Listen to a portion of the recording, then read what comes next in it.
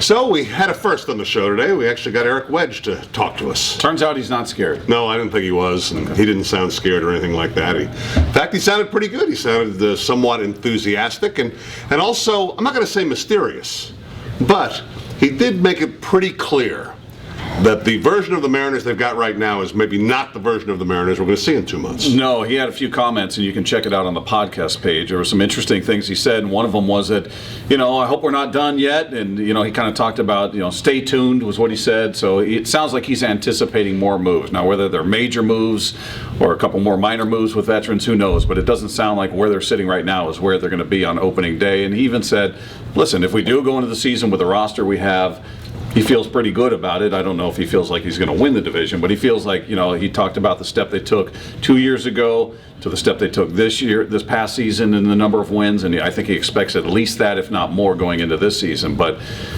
for Mariner fans, I think the upshot on that whole thing is he doesn't feel like they're done yet adding to this roster. Well, what it told me is that the rumors that we heard, and the Mariners are going to confirm when something doesn't happen, but about Justin Upton were probably true. I don't think it's a free agent thing. I don't think they're waiting to sign Michael Bourne to a big deal or anything like that.